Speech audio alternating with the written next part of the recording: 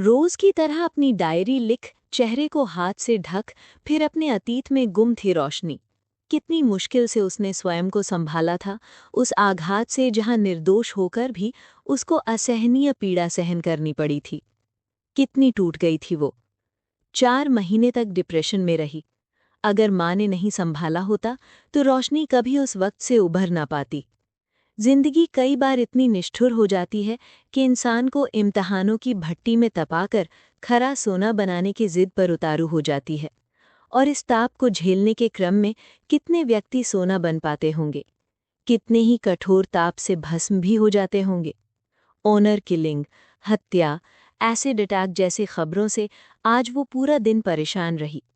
क्या प्रतिष्ठा, मान सम्मान, रुतबा, ऊंच नीच, अमीर गरीब, धर्म, ये सब किसी इंसान के जीवन से अधिक महत्वपूर्ण है? क्यों इंसान जीवन के महत्व को इतना छोटा और सस्ता समझता है इन बातों के सामने?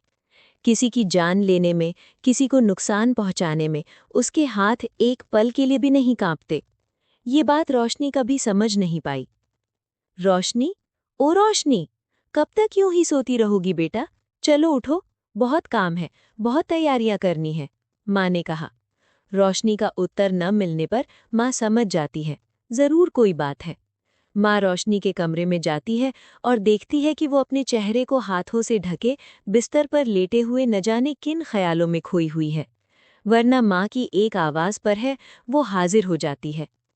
तबीयत तो ठीक है बेटी? माँ रोशनी के पास आकर बैठती है, उसे प्यार से उठाती है। तू उदास होती है तो मेरा जी बैठ जाता है।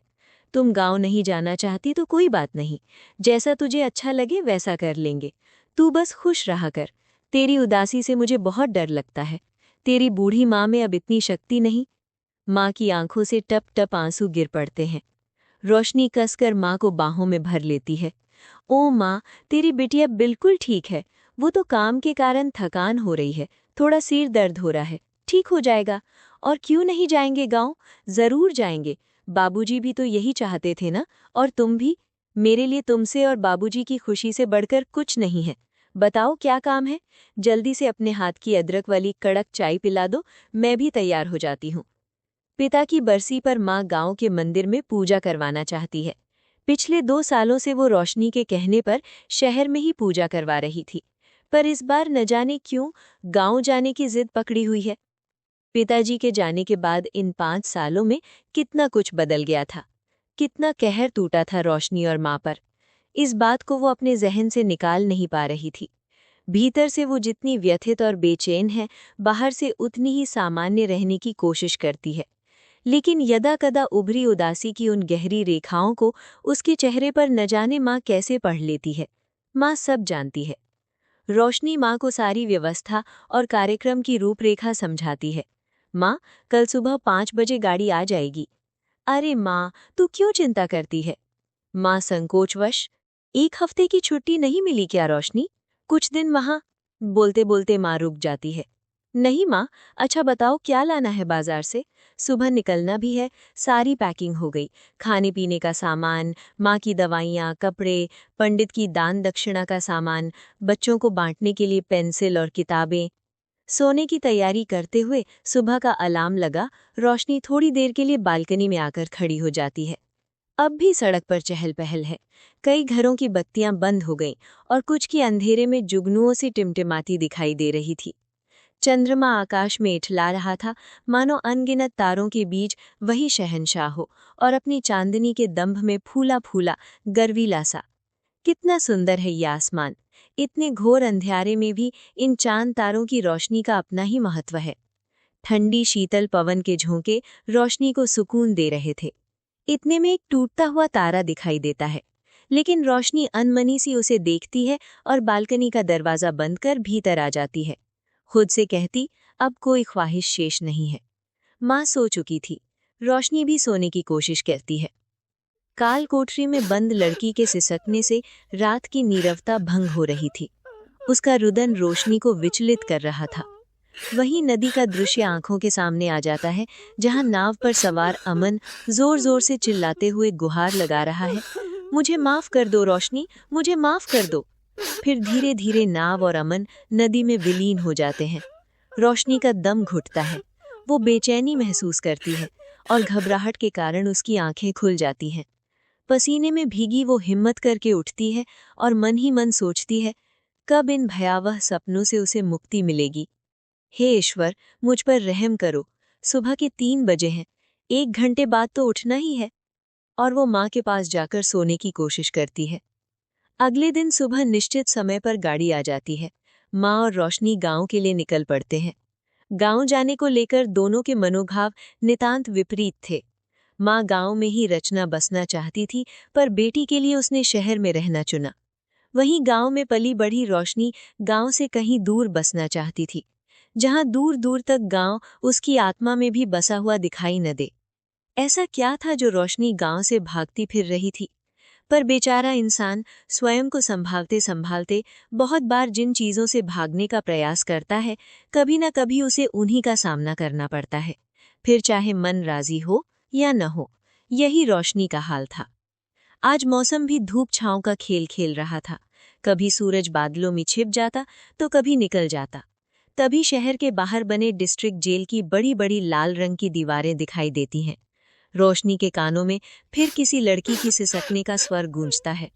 वो झट से आंखें मूंद लेती है। तेज रफ्तार से दौड़ती हुई गाड़ी के साथ उसे जेल अपने और करीब आता हुआ दिखाई देता है। वो माँ के कंधे पर सिर रख लेती है।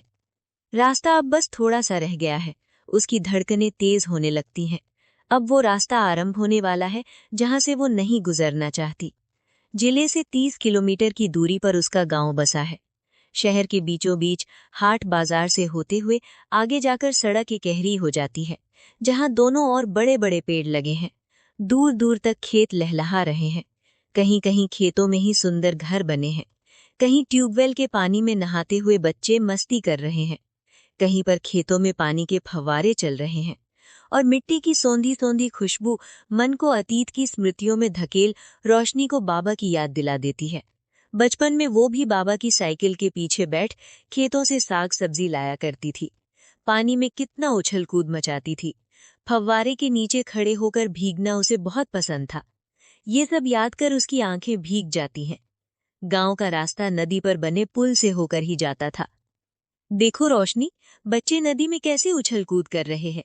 याद है, तू भी अपने बाबा के साथ ऐसे ही। माँ कहते कहते रुक जाती है। हाँ माँ, बचपन के दिन ही कुछ और थे। प्रायः लोग नदी के दूसरे किनारे पहाड़ी पर स्थित माता के मंदिर में जाने के लिए नाव का प्रयोग करते थे। पहले 1-2 नाव हुआ करती थी, अब तो 5-6 नाव किनारे पर लगी हुई नजर आ रही है। अपने अंतर्मन में उठने वाले भावों की नदी को बांध रोशनी सहज होने का प्रयास कर रही थी। इस नदी और नाव का कुछ गहरा नाता था रोशनी के साथ। अपने पहले प्यार अमन के साथ बिताए हुए खुशनुमा पल रह रहे उसे याद आ रहे थे। यही दोनों ने जीवन भर साथ निभाने की कस्में खाई थी कभी। ये नदी, नाव, लहरें सब इस बात के साक्षी थे। आज वही खुशनुमा पल उसके दिल में कांटे की तरह चुभ रहे थे, जिसकी चुभन के दर्द को वो अपने चेहरे पर नहीं लाना चाहती थी। जैसे जैसे गांव करीब आ रहा था, माँ के चेहरे पर चमक बढ़ती जा रही थी।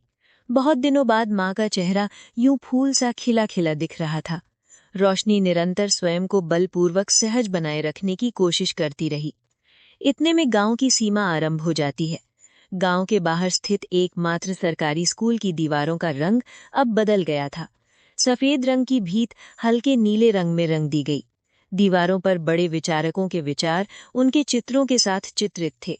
सत्यमेव जयते, सब पढ़ें सब बढ़ें, ईमानदारी मानव का सबसे बड़ा गुण है, जाति पाति पूछे न कोई, हरि को भजे सो हरि का होए।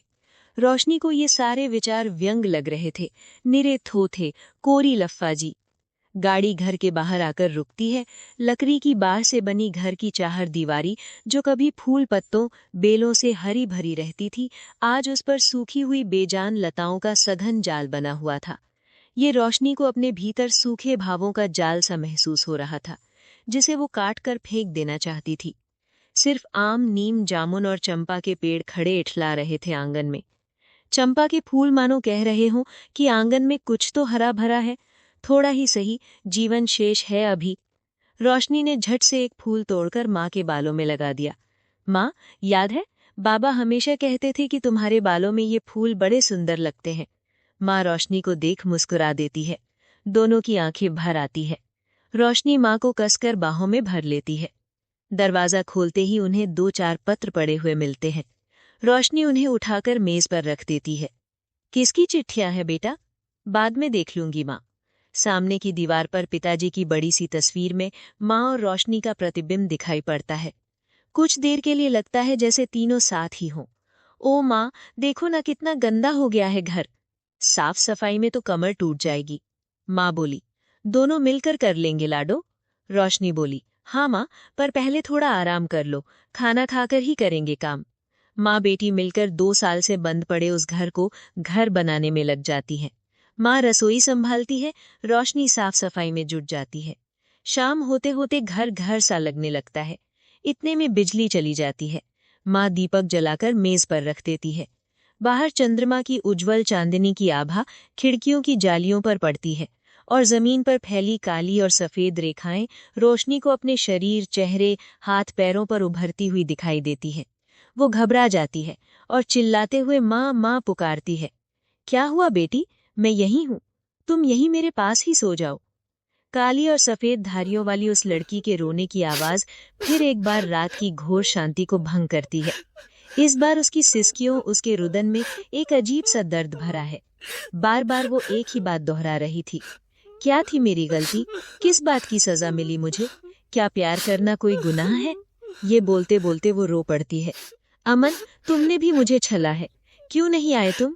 क्यों तुमने इस काल कोठरी में मुझे मरने के लिए, घुटने के लिए अकेला छोड़ दिया? प्यार की सजा सिर्फ मुझे ही क्यों? तुमने अपने पिता के षड्यंत्र का पर्दाफाश क्यों नहीं किया? तुम जानते थे मैं निर्दोष थी। स्कूल में पैसों का कोई हेरफेर नहीं हुआ था। मुझे झूठा फंसाया गया था। ये तुम भली भांति जानते थे।